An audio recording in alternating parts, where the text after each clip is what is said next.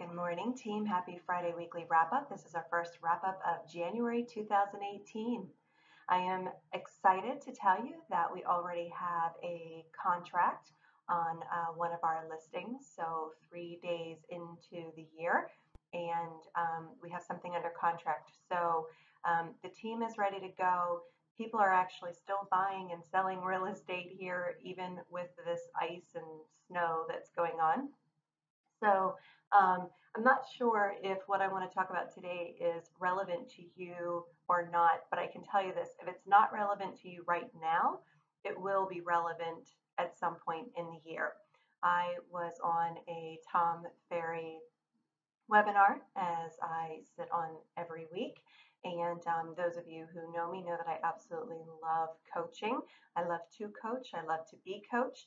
So I have some notes, so bear with me if I look over to the side. I want to make sure that I run through this with you and share with you my takeaways from what I learned in my coaching with him this week.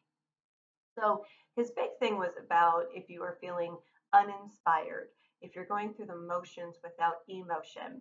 You know, on the whiteboard behind my um, in my office, I have passion is linked with purpose. So he was saying if that's not happening to you, then he wants you to accomplish these four things. And it's kind of thought, boy, well, this is a really great alternative to a business plan for those of you who aren't quite ready to jump into putting numbers to business plans. At least do this for yourself. So the first thing is, what do you really want to achieve this year, right? What are your three biggest goals, the things that you absolutely have to make happen this year? And for most of you, I can help with one or two of them just through our weekly grow meetings. But most of the times they have to do with, family, money, and relationships. So maybe it's one of each, maybe it's not. Maybe it's paying off that credit card balance every month. Maybe it's spending more quality time at home with the TV off, which is one of mine. And certainly I would expect that there be some sales goals in there. What gives you fire?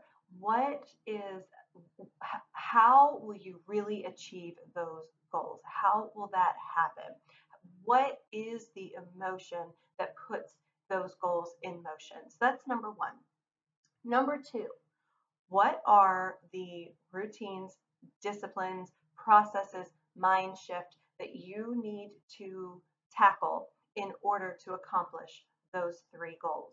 So, those are the things that we'll uncover in our meeting. If you're willing to share with me what your struggles are and what your goals are, we can then say, okay, this is what's holding you back from accomplishing that goal, and why would you want to be held back? So, what are those roadblocks? So let's put new processes, new routines in place.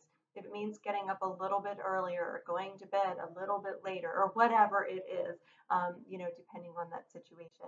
So then the third part of accomplishing those goals would be the opposite, right? What do you need to stop doing so that you can accomplish those goals? What are you're replacing the bad with the good, right? We have new processes. We've realized what our roadblock is, and we're putting new processes in place. What do you need to let go of in order to grow? And for me, business wise, sometimes it's shutting the lid on my laptop and making personal connections with those prospects and clients. It sure is easy for me to send an email out to somebody, but it sure is impersonal. So that's one of my goals, is to shut the lid on the laptop, getting rid of a bad process and filling it with good, spending some blocked time each week to make phone calls with prospects and clients. Okay. Now, number four is be accountable to somebody who supports you. It's easy to find people in your life who don't support you or don't support you running your own business, or you being whatever, going to that next level financially. There's a lot of naysayers in our lives, aren't there? And it's only because of their own baggage. It has really nothing to do with you. So find somebody who's accountable. If it's me for all three of your goals, I'm here for you. If it's your spouse or your best friend or whatever, find that person. And sometimes it's yourself. I have little sticky notes. I know some of you laugh at me about my sticky notes, and you ask how many sticky notes I buy in here. You should see my house. They're on my mirrors, they're on my refrigerator, they're all over my home office. That is a really good accountability plan for me. I stick them on my laptop, and then when I'm typing, I can't help but see them. So create the goals, create the new processes, get rid of the bad ones, and then be accountable. I thought that was really monumental when I heard Tom share that.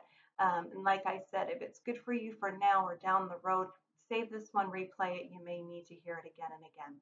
All right, team, have a great weekend. Stay warm, and I am so looking forward to getting back to normal next week. Bye bye.